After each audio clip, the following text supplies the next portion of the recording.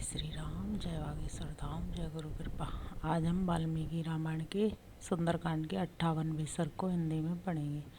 जय राम रमणम समनम भव ताप भयाकुल पाहि जनम अब देश सुरेश रमेश विभो शरणागत मागत पाहि प्रभो। जय राम रमणम समनम। जय श्री राम। 58वां सर्ग हिंदी में। तदंतर हनुमान आदि महाबली वानर महेंद्र गिरी के शिखर पर परस्पर मिलकर बड़े प्रसन्न हुए। जब सभी महामनस्वी वानर वहां प्रसन्नतापूर्वक बैठ गए, तब हर्ष में भरे हुए जामवान ने उन पवन कुमार महाकवि हनुमान से प्रेम पूर्वक कार्य सिद्धि का समाचार पूछा। महाकपि, तुमने देवी सीता को कैसे देखा? वे वहाँ किस प्रकार रहती हैं और क्रूर कर्मा दशानन उनके प्रति कैसा बर्ताव करता है? ये सब बातें तुम हमें ठीक ठीक बताओ। तुमने देवी सीता को किस प्रकार ढूंढ निकाला और उन्होंने तुमसे क्या कहा? इन सब बातों को सुनकर हम लोग आगे के कार्यक्रम का निश्चित रूप से विचार करेंगे। वहाँ किष्किंधा में चलने पर हम लोगों को कौन सी बात कहना चाहिए और किस बात को गुप्त रखना चाहिए? तुम बुद्धिमान हो, इसलिए तुम ही इन सब बातों पर प्रकाश डालो। जामवान के इस प्रकार पूछने पर हनुमान जी के शरीर में रोमांच हो आया। उन्होंने सीता देवी को मन ही मन मस्तक झुकाकर प्रणाम किया और इस प्रकार कहा, मैं आप लोगों के सामने ही समुद्र के दक्षिण तट पर जाने की इच्छा से सावधान हो महेंद्र पर्वत के शिखर से आकाश में उछला था। आगे बढ़ते ही मैंने देखा एक परम मनोहर दिव्य सुवर्णमय शिखर प्रकट हुआ है, जो मेरी राह रोककर खड़ा है। यह मेरी यात्रा के लिए भयानक विघ्न सा प्रतीत हुआ। मैंने उसे मूर्तिमान विघ्न ही माना। उस दिव्य उत्तम सुवर्णमय पर्वत के निकट पहुंचने पर मैंने मन ही मन यह विचार किया कि मैं इसे विदीर्ण कर डालूं। फिर तो मैंने अपनी पूंछ से उस पर प्रहार किया।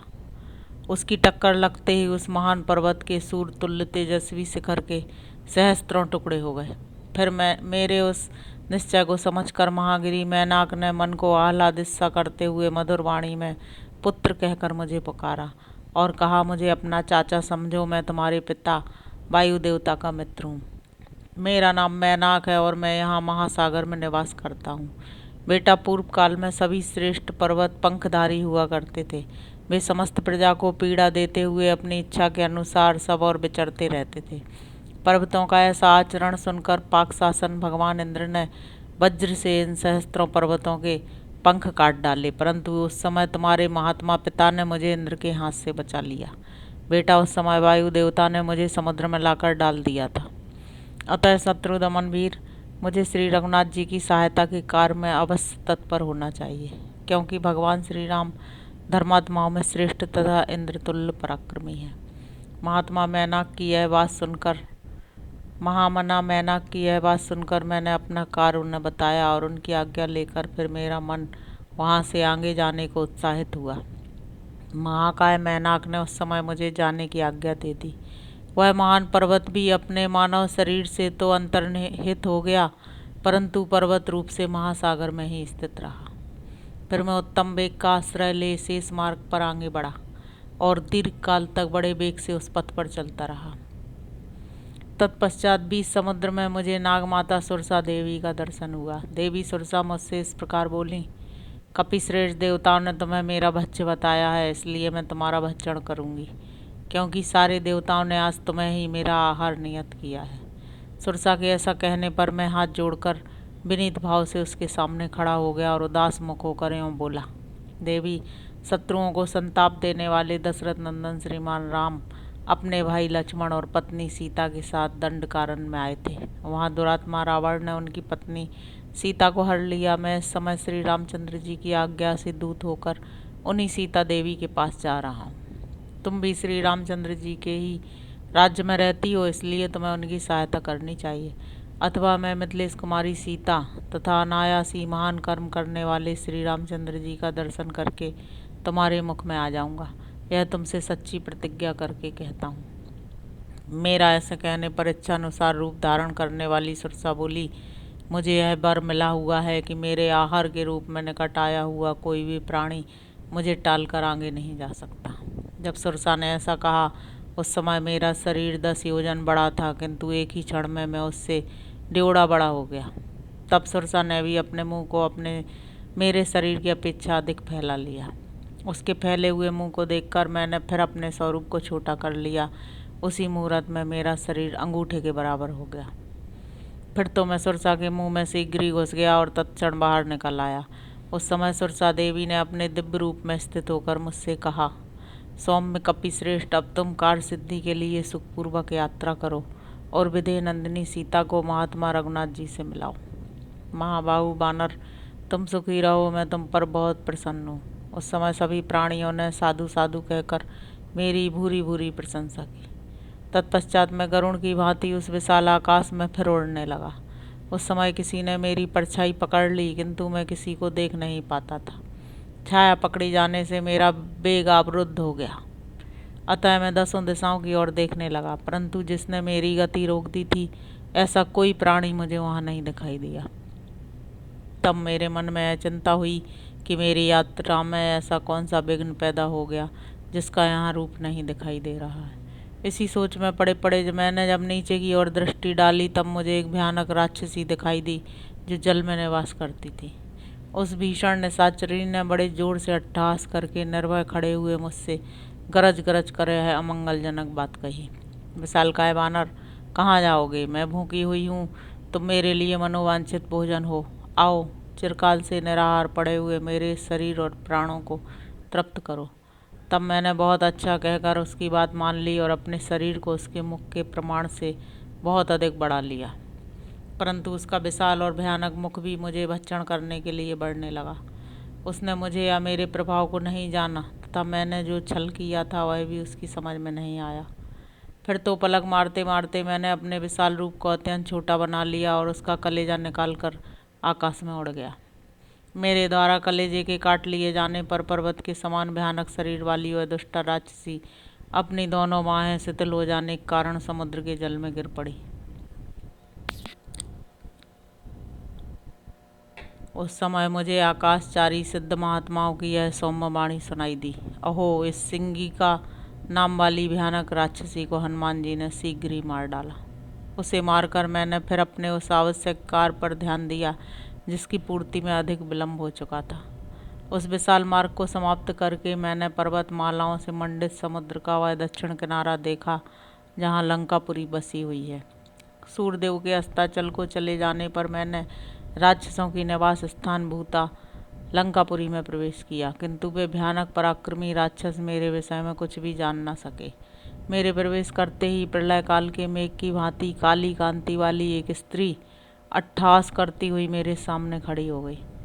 उसके सिर के बाल प्रज्वलित अग्नि के समान दिखाई देते थे। वह मुझे मार डालना चाहती थी। यह देख मैंने बाएं हाथ के मुक्के से प्रहार करके उस भयंकर निशाचरी को परास्त कर दिया और प्रदोष काल में पुरी के भीतर प्रविष्ट हुआ। उस समय डरी हुई निशाचरी ने मुझसे इस प्रकार कहा, वीर, मैं साक्षात लंकापुरी हूँ। तुमने अपने पराक्रम से मुझे जीत लिया है, इसलिए तुम समस्त राक्षसों पर पूर्णतः विजय प्राप्त कर लोगे। वहाँ सारी रात नगर में घर घर घूमने और रावण के अंतःपुर में पहुँचने पर भी मैंने सुंदर कटि प्रदेश वाली जनक नंदिनी सीता को नहीं देखा। रावण के महल में सीता को न देखने पर मैं शोक सागर में डूब गया। उस समय मुझे उस शोक का कहीं पार न दिखाई पड़ा। सोच में पड़े पड़े ही मैंने एक उत्तम गृह उद्यान देखा जो सोने के बने हुए सुंदर परकोटे से घिरा हुआ था। तब उस परकोटे को लांघकर मैंने उस गृह उद्यान को देखा जो बहुसंख्यक वृक्षों से भरा हुआ था। उस अशोक वाटिका के बीच में मुझे एक बहुत ऊंचा अशोक वृक्ष दिखाई दिया। उस पर चढ़कर मैंने सुवर्णमय कदली वन देखा तथा उस अशोक वृक्ष के पास ही मुझे सर्वांग सुंदरी सीता जी का दर्शन हुआ। वे सदा 16 वर्ष की सी अवस्था में युक्त दिखाई देती हैं। उनके नेत्र पर फुल्ल कमल दल के समान सुंदर हैं। सीता जी उपवास करने के कारण अत्यंत दुर्बल हो गई हैं और उनकी यह दुर्बलता उनका मुख देखते ही स्पष्ट हो जाती है। वे एक ही वस्त्र पहनी हुई हैं और उनके केस धूल से धूसर हो गए हैं। उनके सारे अंग शोक संताप से दीन दिखाई देते हैं। वे अपने स्वामी के हित चिंतन में तत्पर हैं। रक्त मांस का भोजन करने वाली क्रूर एवं कुरूप राक्षसियाँ उन्हें चारों ओर से घेर कर उनकी रखवाली करती हैं। ठीक उसी तरह जैसे बहुत सी बाघिनें किसी हरिणी को घेरे हुए खड़ी हों। मैंने देखा वे राक्षसियों के बीच में बैठी थीं और राक्षसियाँ उन्हें बारंबार धमका रही थीं। वे सिर पर एक ही बेणी धारण किए दीन भाव से अपने पति के चिंतन में तल्लीन हो रही थीं।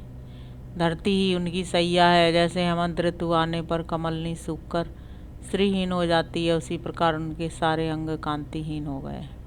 रावण की ओर से उनका हार्दिक भाव सर्वथा दूर है। वे मरने का निश्चय कर चुकी हैं। उसी अवस्था में मैं किसी तरह शीघ्रतापूर्वक मृगनयनी सीता के पास पहुंच सका। वैसी अवस्था में पड़ी हुई उन्हें यशस्विनी नारी श्री राम पत्नी सीता को अशोक वृक्ष के नीचे बैठी देख मैं भी उस वृक्ष पर स्थित हो गया और उन्हें वहीं से निहारने लगा। इतने ही में रावण के महल में करधनी और नुपुरों की झनकार से मिला हुआ अधिक गंभीर कोलाहल सुनाई पड़ा।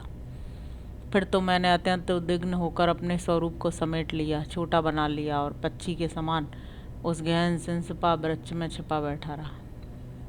इतने ही में रावण की स्त्रियां और महाबली रावण ये सब के सब उस स्थान पर आ पहुंचे जहां सीता देवी विराजमान थी। राक्षसों के स्वामी रावण को देखते ही सुंदर कटी प्रदेश वाली सीता अपनी जांघों को सिकोड़कर और उभरे हुए दोनों स्तनों को भुजाओं से ढककर बैठ गईं। वे अत्यंत भयभीत और उद्विग्न होकर इधर उधर देखने लगीं। उन्हें कोई भी अपना रक्षक नहीं दिखाई देता था। भय से कांपती हुई अत्यंत दुखनी तपस्विनी सीता के सामने जा दसमुख रावण नीचे सिर किए उनके चरणों में गिर पड़ा और इस प्रकार बोला, विदेह कुमारी, मैं तुम्हारा सेवक हूँ, तुम मुझे अधिक आदर दे दो। गर्वीले सीते, यदि तू घमंड में आकर मेरा अभिनंदन नहीं करेगी तो आज से 2 महीने के बाद मैं तेरा खून पी जाऊंगा। दुरात्मा रावण की यह बात सुनकर सीता ने अत्यंत कुपित हो यह उत्तम वचन कहा।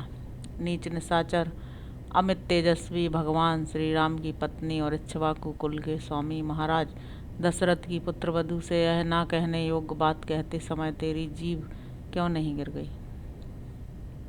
दुष्ट पापी, तुझ में क्या पराक्रम है? मेरे पतिदेव जब निकट नहीं थे तब तू उन महात्मा की दृष्टि से छिपकर चोरी चोरी मुझे हर लाया। तू भगवान श्री राम की समानता नहीं कर सकता, तू तो उनका दास होने योग्य भी नहीं है। श्री रघुनाथ जी सर्वथा अजय, सत्यभाषी, सूरवीर और युद्ध के अभिलाषी एवं प्रशंसक हैं। जनक नंदिनी के ऐसी कठोर बात कहने पर दसमुख रावण चिता में लगी हुई आग की भांति सहसा क्रोध से जल उठा और अपनी क्रूर आंखें फाड़ फाड़ कर देखता हुआ दाहिना मुक्का तान कर मिथिलेश कुमारी को मारने के लिए तैयार हो गया। यह देख उस समय वहाँ खड़ी हुई स्त्रियां हाहाकार करने लगीं। इतने ही में उन स्त्रियों के बीच से उस दुरात्मा की सुंदरी भार्या मंदोदरी झपट कर आगे आई और उसने रावण को ऐसा करने से रोका। साथ ही उस काम पीड़ित निशाचर से मधुर वाणी में कहा, महेंद्र के समान पराक्रमी राक्षस राज, सीता से तुम्हें क्या काम है? आज मेरे साथ रमण करो। जनक नंदिनी सीता मुझसे अधिक सुंदरी नहीं है। प्रभु, देवताओं, गंधर्वों, यक्षों की कन्याएं हैं, इनके साथ रमण करो। सीता को लेकर क्या करोगे? तदंतर वे सब स्त्रियां मिलकर उस महाबली निशाचर रावण को सहसा वहां से उठाकर अपने महल में ले गईं। दसमुख रावण के चले जाने पर विकराल मुख वाली राक्षसियां अत्यंत दारुण क्रूरतापूर्ण वचनों द्वारा सीता को डराने धमकाने लगी, परंतु जानकी ने उनकी बातों को तिनके के समान तुच्छ समझा। उनका सारा गर्जन तर्जन सीता के पास पहुंचकर व्यर्थ हो गया। इस प्रकार गर्जना और सारी चेष्टाओं के व्यर्थ हो जाने पर उन्मास वचनी राक्षसियों ने रावण के पास जाकर उसे सीता जी का महान निश्चय कह सुनाया। फिर वे सब की सब उन्हें अनेक प्रकार से कष्ट दे हताश तथा उद्योग शून्य हो निद्रा के वशीभूत होकर सो गईं। उन सबके सो जाने पर पति के हित में तत्पर रहने वाली सीता जी करुणापूर्वक विलाप कर अत्यंत दीन और दुखी हो शोक करने लगीं।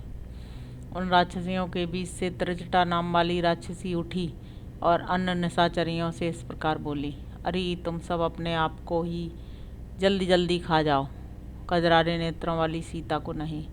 ए राजा दशरथ की पुत्रवधू और जनक की लाडली सती साध्वी सीता इस योग्य नहीं है। आज अभी मैंने बड़ा भयंकर तथा रोंगटे खड़े कर देने वाला स्वप्न देखा है। वह राक्षसों के विनाश तथा इन सीता देवी के पति की विजय का सूचक है।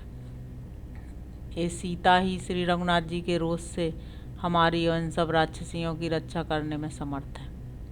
अतः हम लोग विदेह नंदिनी से अपने अपराधों के लिए क्षमा याचना करें। यही मुझे अच्छा लगता है। यदि किसी दुखनी के विषय में ऐसा स्वप्न देखा जाता है तो वह अनेक विध दुखों से छूटकर परम उत्तम सुख पाती है। राक्षसियों केवल प्रणाम करने मात्र से मिथिलेश कुमारी जानकी प्रसन्न हो जाएंगी और ये महान भय से हमारी रक्षा करेंगी। तब लज्जावती बाला सीता पति की विजय की संभावना से प्रसन्न हो बोली, यदि यह बात सच होगी तो मैं अवश्य तुम लोगों की रक्षा करूंगी। कुछ विश्राम के पश्चात मैं सीता की वैसी दारुण दशा देखकर बड़ी चिंता में पड़ गया। मेरे मन को शांति नहीं मिलती थी। फिर मैंने जानकी जी के साथ वार्तालाप करने के लिए एक उपाय सोचा। पहले मैंने इक्ष्वाकु वंश की प्रशंसा की। राज ऋषियों की स्तुति से विभूषित मेरी वह वाणी सुनकर देवी सीता के नेत्रों में आंसू भर आया। वे मुझसे बोली, कपिश्रेष्ठ तुम कौन हो? किसने तुम्हें भेजा है? यहाँ कैसे आए हो? और भगवान श्री राम के साथ तुम्हारा कैसा प्रेम है, यह सब मुझे बताओ। उनका वह वचन सुनकर मैंने भी कहा, देवी तुम्हारे पतिदेव श्री राम के सहायक एक भयंकर पराक्रमी बल विक्रम संपन्न महाबली वानर राज है, जिनका नाम सुग्रीव है। उन्हीं का मुझे सेवक समझो। मेरा नाम हनुमान है।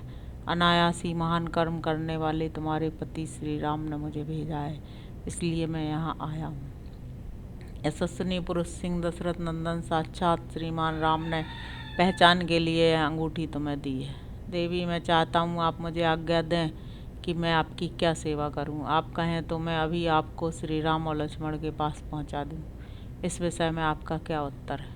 मेरी यह बात सुनकर और सब सोच समझकर जनक नंदिनी सीता ने कहा, मेरी इच्छा है कि श्री रघुनाथ जी रावण का संहार करके मुझे यहाँ से ले चलें। तब मैंने उन सती साध्वी देवी आर्या सीता को सिर झुकाकर प्रणाम किया और कोई ऐसी पहचान मांगी जो श्री रघुनाथ जी के मन को आनंद प्रदान करने वाली हो। मेरे मांगने पर सीता जी ने कहा, लो यह उत्तम चूड़ामणि है, जिसे पाकर महाबाहु श्री राम तुम्हारा विशेष आदर करेंगे। ऐसा कहकर सुंदरी सीता ने मुझे वह परम उत्तम चूड़ामणि दी और अत्यंत उद्विग्न होकर वाणी द्वारा अपना संदेश कहा। तब मन ही मन में यहाँ आने के लिए उसको एकाग्रचित्त होकर मैंने राजकुमारी सीता को प्रणाम किया और उनकी दक्षिणाव्रत परिक्रमा की। उस समय उन्होंने मन से कुछ निश्चय करके पुनः मुझे उत्तर दिया, हनुमान तुम श्री रघुनाथ जी को मेरा सारा वृत्तांत सुनाना और ऐसा प्रयत्न करना जिससे सुग्रीव सहित वे दोनों वीर बंधु श्री राम और लक्ष्मण मेरा हाल सुनते ही अविलंब यहाँ आ जाएं। यदि इसके विपरीत हुआ तो 2 महीने तक मेरा जीवन और शेष है। उसके बाद श्री रघुनाथ जी मुझे नहीं देख सकेंगे, मैं अनाथ की भांति मर जाऊंगी। उनका यह करुणाजनक वचन सुनकर राक्षसों के प्रति मेरा क्रोध बहुत बढ़ गया। फिर मैंने शेष बचे हुए भावी कार्य पर विचार किया।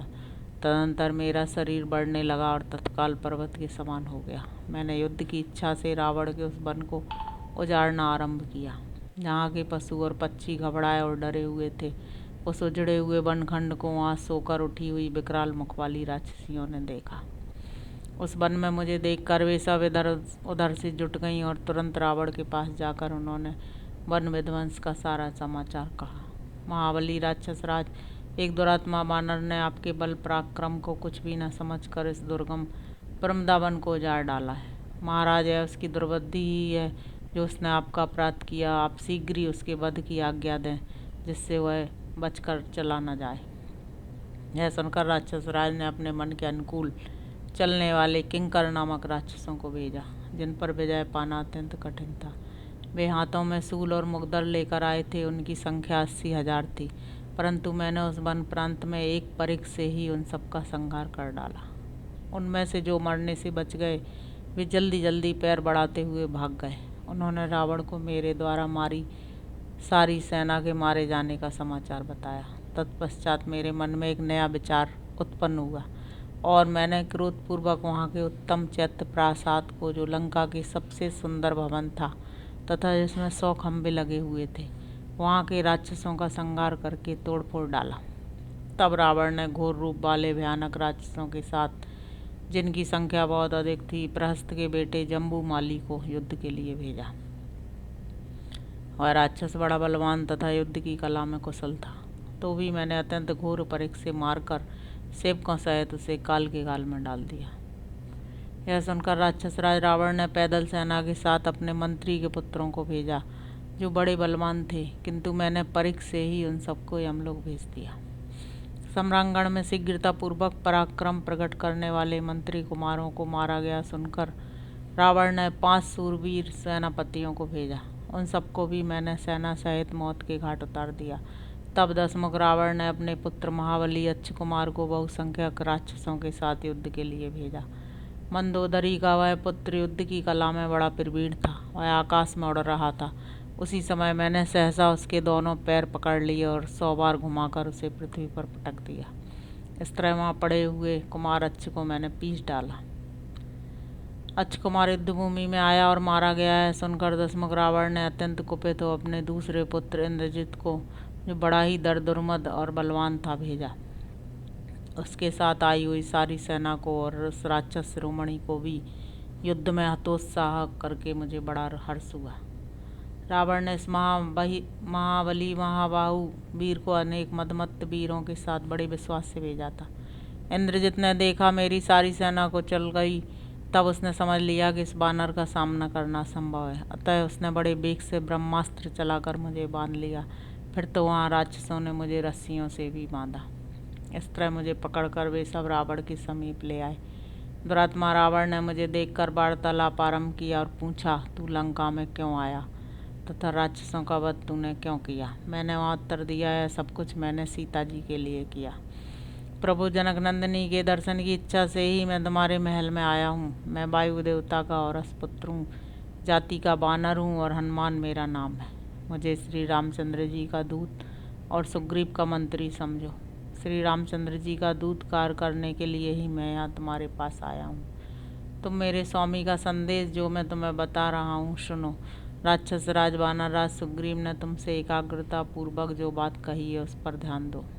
महाभाग सुग्रीव ने तुम्हारी कुशल पूछी है और तुम्हें सुनाने के लिए धर्म अर्थ एवं काम से युक्त हितकर तथा लाभदायक बात कही है।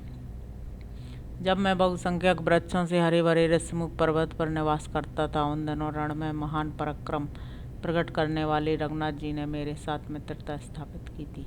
राजन, उन्होंने मुझे बताया कि राक्षस रावण ने मेरी पत्नी को हर लिया है। उसके उद्धार के कार्य में सहायता करने के लिए तुम मेरे सामने प्रतिज्ञा करो। बाली ने जिनका राज छीन लिया था, उन सुग्रीव के साथ लक्ष्मण सहित भगवान श्री राम ने अग्नि को साक्षी बनाकर मित्रता की है। श्री रघुनाथ जी ने युद्ध स्थल में एक ही बाण से बाली को मारकर सुग्रीव को उछलने कूदने वाले वानरों का महाराज बना दिया है। अतः हम लोगों को संपूर्ण हृदय से उनकी सहायता करनी है। यही सोचकर सुग्रीव ने धर्म अनुसार मुझे तुम्हारे पास भेजा है। उनका कहना है कि तुम तुरंत सीता को ले आओ और जब तक वीर वानर तुम्हारी सेना का संहार नहीं करते हैं तभी तक उन्हें श्री रघुनाथ जी को सौंप दो। कौन ऐसा वीर है जो जिसे वानरों का यह प्रभाव पहले से ही ज्ञात नहीं है? ये वे ही वानर हैं जो युद्ध के लिए निमंत्रित होकर देवताओं के पास भी उनकी सहायता के लिए जाते हैं। इस प्रकार वानर राज सुग्रीव ने तुमसे संदेश कहा है। मेरा इतना कहते ही रावण ने रुष्ट होकर मुझे इस तरह देखा मानो अपनी दृष्टि से मुझे दग्ध कर डालेगा। भयंकर कर्म करने वाले दुरात्मा राक्षस रावण ने मेरे प्रभाव को न जानकर अपने सेवकों को आज्ञा दे दी कि इस बानर का वध कर दिया जाए। तब उसके परम बुद्धिमान भाई विभीषण ने मेरे लिए राक्षस राज रावण से प्रार्थना करते हुए कहा, राक्षस शिरोमणि, ऐसा करना उचित नहीं है। आप अपने इस निश्चय को त्याग दीजिए। आपकी दृष्टि इस समय राजनीति के विरुद्ध मार्ग पर जा रही है। राक्षस राजनीति संबंधी शास्त्रों में कहीं भी दूत के वध का विधान नहीं है। दूत तो वही कहता है जैसा कहने के लिए उसे बताया गया होता है। उसका कर्तव्य है कि वह अपने स्वामी के अभिप्राय का ज्ञान करा दे। अनुपम पराक्रमी वीर दूत का महान अपराध होने पर भी शास्त्र में उसके वध का दंड नहीं देखा गया है। उसके किसी अंग को विकृत कर देना मात्र ही बताया गया है। विभीषण के ऐसा कहने पर रावण ने उन राक्षसों को आज्ञा दी, अच्छा तो आज इसकी यह पूंछ ही जला दो। उसकी यह आज्ञा सुनकर राक्षसों ने मेरी पूंछ में सब ओर से सुतरी की रस्सियाँ तथा रेशमी और सूती कपड़े लपेट दिए। इस प्रकार बांध देने के पश्चात उन प्रचंड पराक्रमी राक्षसों ने काठ के डंडों और मुक्कों से मारते हुए मेरी पूंछ में आग लगा दी। मैं दिन में लंकापुरी को अच्छी तरह देखना चाहता था, इसलिए राक्षसों द्वारा बहुत सी रस्सियों से बांधे और कसे जाने पर भी मुझे कोई पीड़ा नहीं हुई। तत्पश्चात नगर द्वार पर आकर वे शूरवीर राक्षस पूंछ में लगी हुई आग से घिरे और बंधे हुए मुझको सड़क पर घुमाते हुए सब और मेरे अपराध की घोषणा करने लगे। इतने ही मैं अपने उस विशाल रूप को संकुचित करके मैंने अपने आप को उस बंधन से छुड़ा लिया और फिर स्वाभाविक रूप में आकर मैं वहाँ खड़ा हो गया। फिर फाटक पर रखे हुए एक लोहे के परिघ को उठाकर मैंने उन सब राक्षसों को मार डाला। इसके बाद बड़े वेग से कूदकर मैं उस नगर द्वार पर चढ़ गया। तत्पश्चात समस्त प्रजा को दग्ध करने वाली प्रलय अग्नि के समान मैं बिना किसी घबराहट के अट्टालिका और गोपुर सहित उस पुरी को अपनी जलती हुई पूंछ की आग से जलाने लगा। फिर मैंने सोचा, लंका का कोई भी स्थान ऐसा नहीं दिखाई देता है जो जला हुआ ना हो। सारी नगरी जलकर भस्म हो गई है, अतः अवश्य जानकी जी भी नष्ट हो गई होंगी। इसमें संदेह नहीं कि लंका को जलाते जलाते मैंने सीता जी को भी जला दिया और इस प्रकार भगवान श्री राम के इस महान कार्य को मैंने निष्फल कर दिया। इस तरह शोकाकुल होकर मैं बड़ी चिंता में पड़ गया। इतने ही में आश्चर्य युक्त वृत्तांत का वर्णन करने वाले चारणों की शुभ अक्षरों से विभूषित यह वाणी मेरे कानों में पड़ी कि जानकी जी इस आग से नहीं जली हैं। उस अद्भुत वाणी को सुनकर मेरे मन में विचार उत्पन्न हुआ, शुभ शकुनों से भी यही जान पड़ता है कि जानकी जी नहीं जली हैं, क्योंकि पूंछ में आग लग जाने पर भी अग्निदेव मुझे जला नहीं रहे हैं। मेरे हृदय में महान हर्ष भरा हुआ है और उत्तम सुगंध से युक्त मंद मंद वायु चल रही है, जिनके फलों का मुझे प्रत्यक्ष अनुभव हो चुका था। उन उत्तम शकुनों, महान गुणशाली कारणों तथा ऋषियों की प्रत्यक्ष देखी हुई बातों से भी सीता जी के सफल होने का विश्वास करके मेरा मन हर्ष से भर गया। तत्पश्चात मैंने पुनः विदेह नंदिनी का दर्शन किया और फिर उनसे विदा लेकर मैं अरिष्ट पर्वत पर आ गया। वहीं से आप लोगों के दर्शन की इच्छा से मैंने प्रतिपलवन आरंभ किया। तत्पश्चात वायु, चंद्रमा, सूर्य, सिद्ध और गंधर्वों से सेवित मार्ग का आश्रय ले यहाँ पहुँचकर मैंने आप लोगों का दर्शन किया है। श्री रामचंद्र जी की कृपा और आप लोगों के प्रभाव से मैंने सुग्रीव के कार्य की सिद्धि के लिए सब कुछ किया है। यह सारा कार्य मैंने वहाँ यथोचित रूप से संपन्न किया है। जो कार्य नहीं किया है अथवा जो शेष रह गया है वह सब आप लोग पूर्ण करें। इस प्रकार श्री वाल्मीकि निर्मित रामायण आदि काव्य के सुंदर कांड में 58वां सर्ग पूरा हुआ। जय श्री राम, जय गुरु।